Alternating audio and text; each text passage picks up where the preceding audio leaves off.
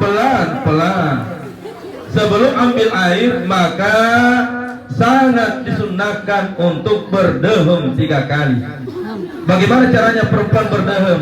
Bapak Ustaz contohkan begini.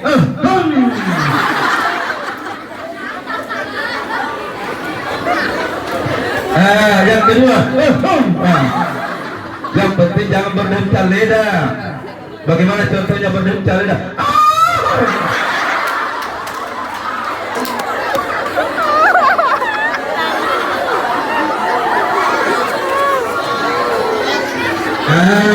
Kalau anak-anak, ilmu yang Ustaz ajarkan caranya hakiki, tapi caranya menyampaikan sesuai dengan umur tanah. Kalau sudah makin berdehem maka sempurna air kencing tak sudah keluar, maka yang terakhir laki-laki dan perempuan tekan ini tadi nak, tekan sedikit masuk nak, tekan ini sedikit masuk, biar dari berwudu baru pergi lagi lari main bola, baru pergi ke sholat, tidak ada nih air kencing tak merembes di celana dalam saya itu nak, tidak ada nih, sempurna. Biar anakku yang perempuan sudah begitu tadi berdehem baru tekan ini, lalu dipanggil mamanya dulu pergi berbakso, jalan jauh-jauh baru pergi sembahyang, tidak ada lagi air kencing yang menetes di tempat celanatan. Alhamdulillah. Itu secara lahir.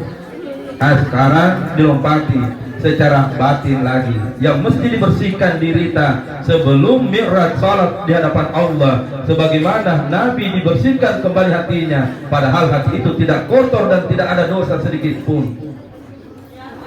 Yang hakikinya adalah, kalau ada orang salat dan sombong, bagus tidak? Besar dulu tanah. Kalau ada orang yang sudah rajin sholat tapi sombong, bagus tidak? Tidak. Itu maksudnya Allah dicuci hatinya Nabi untuk kita.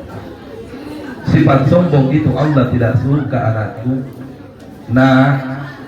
Anakku, sifat sombong itu Allah sangat benci, tidak suka hambanya yang sombong. Makanya kalau anak-anakku sekalian nanti sudah sukses, lewat di depan guru tanah, wajarkan kembali. Lewat di depan guru tanah, datang salim guru atau tidak?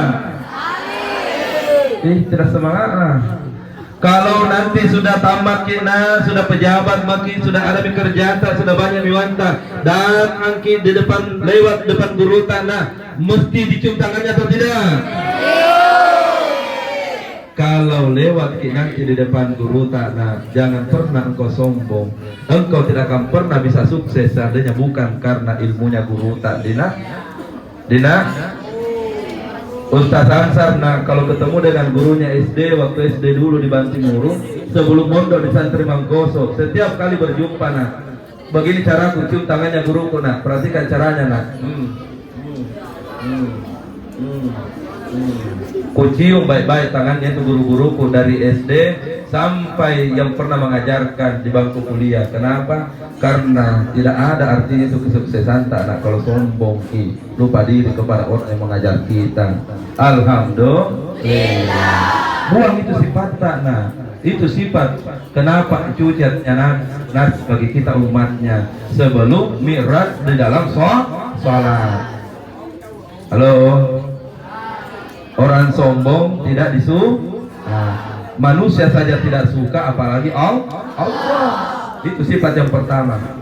Yang kedua, kalau ada orang rajin sholat tapi bahil, dalam kurung bahasa Indonesianya, kikir, pelit, bahasa Bugis Makassarnya, bagus tidak? Ulangi, bagus tidak? Orang eke disuka atau tidak? Tidak. Siapa yang suka kalau eke? Seke? Halo, seke? Suka tidak kalau ketemu sama orang gigil? Orang gigil bagus siapa? Itu sifat yang berbuat sebelum mi'raj menghadap kepada Allah. Sifat kikir, sifat eke, sifat gigi itu adalah sifat yang tidak bagus yang dimiliki oleh seorang manusia. Nah, anakku, mau tidak mudah hidup tak nanti setelah besar? Mau tidak nanti dimudahkan urusan tak setelah tamat SMA dan kuliah? Jawabannya ada pada sedekah, sedekah, sedekah, sedekah. Ulangi sama-sama. Sedekah, sedekah, sedekah, sedekah. Orang yang selalu sedekah pasti disenangi oleh manusia. Pasti disenangi kena. Kalau orang selalu bersedekah disuka gitu. Disuka oleh Allah, disenangi oleh Allah, dicintai oleh manusia dan didoakan oleh malaikat. Juga disenangi oleh makhluk Allah. Contoh kucing. Halo. Kucing. Perhatikan kidina sebentar kalau pulang ki. Itu kucing kalau selalu disedekahi kepala ikan, maka setiap naliaki dia mungkin jauh, dia akan lari-lari untuk mendekat dengan kita. Betul tidak? Dari jauh mungkin di sana begitu naliaki, lari itu pergi nak pegang ke kita atau ke calanata atau ke sarunta, baru nak tatap dengan muka yang sangat mukanya yang sangat ceria kucing itu, matanya menatap begini naliaki. Apa maknanya itu? Dia bilang begitu, langsung dia bilang begini, adakah? Perhatikan kucing. Tapi coba kalau kucing dari sana, kita turun dari motor atau ke mobil, kucing tidak sudi mendekati kita karena kita gigil. Coba perhatikan, kucing tidak mau dekati, lalu dia hanya melihat dari kejauhan sambil menatap begini wajahnya, matanya sangat tajam, wajahnya tidak bersahabat. Kucing itu berteriak dengan lantang seperti ini suaranya. Lalu apa maknanya itu teriakan kucing yang lantang? Seperti ini maknanya. Perhatikan di kucing. Kucing tidak sudi mendekat kepada orang Bagaimanalah kita manusia yang sudah salat tapi Nah, sayang Allah atau tidak? Tidak ada orang manusia pun tidak suka, apalagi Allah. Itu makna disebut artinya Nabi sebelum Isra Mi'raj bagi kita. Buat sifat seke. Nanti anak-anakku besar dan menjadi orang sukses, jangan pernah miliki sifat itu dina. Amin ya rabbal alamin. Yang ketiga, sifat yang dibenci oleh Allah pada diri kita adalah sifat iri dan dengki. Apa itu contohnya iri dan dengki? Biasa orang anak muda bicara begini, tetangganya naik rezekinya, dia naik tensinya. Tetangganya beli motor, dia mulutnya marung.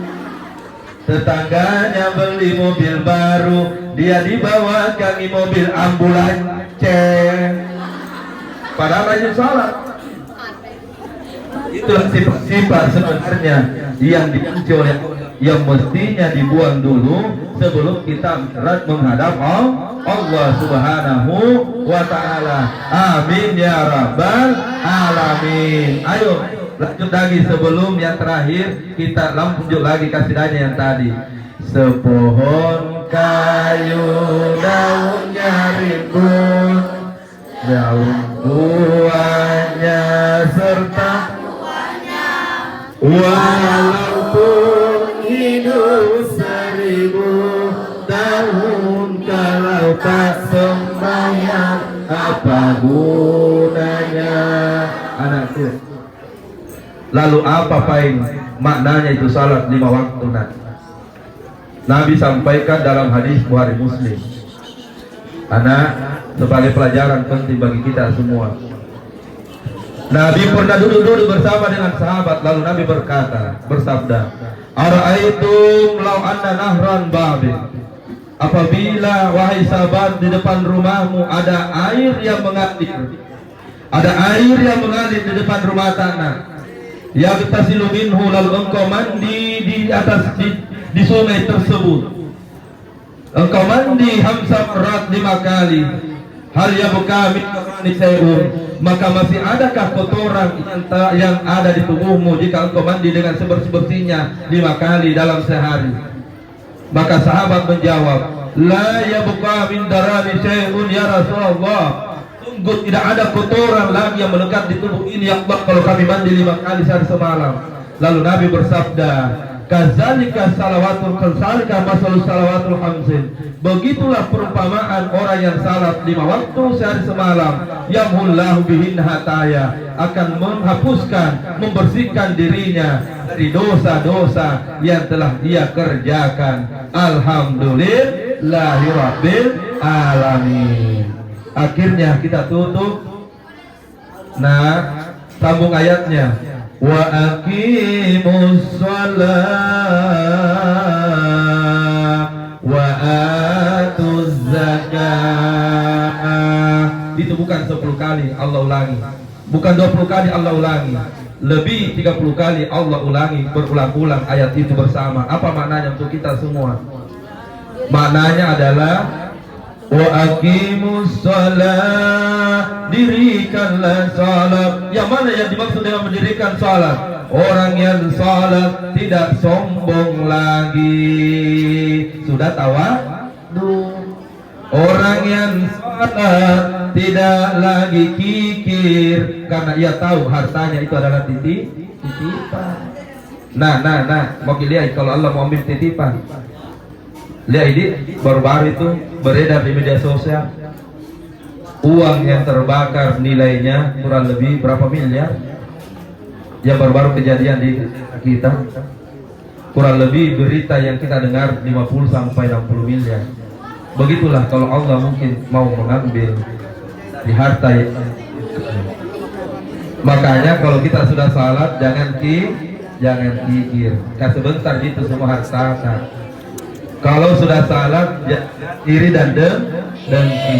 Lalu apa maknanya? Wa atuz zakah. Maknanya adalah anak-anakku semua, kalau menjadi orang sukses nanti, kalau engkau sudah mendirikan salat, jangan lupa bagi-bagi rezekinya Allah kepada sesama manusia.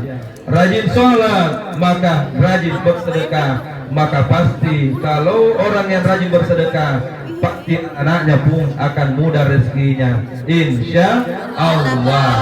Ulangi, kalau orang rajin salat dan rajin bersedekah, maka pasti anaknya akan mudah juga rezekinya, insya Allah. Itulah rahasianya anakku. Ada orang tuh miskin tapi salat dan juga bersedekah, maka 20 tahun kemudian anak-anaknya semua menjadi sukses. Sebaliknya, ada orang kaya raya tiap tahun haji ataupun umrah, tapi lupa mengamalkan perintah Allah wa atuz zakah, maka setelah meninggal anak-anaknya tidak ada yang dilihat bagus pekerjaannya, hartanya juga habis. Kenapa? Karena dia hanya menegakkan salat, dia hanya laksanakan salat, tapi lupai perintah selanjutnya, wa atuz zakah, keluarkan zakat, keluarkan sedekah, keluarkan apa? Maka mama berhenti ini. Tadi Pak Kepala UPTD Negeri 9 menyampaikan, termasuk sekolah yang paling banyak nanti muridnya menerima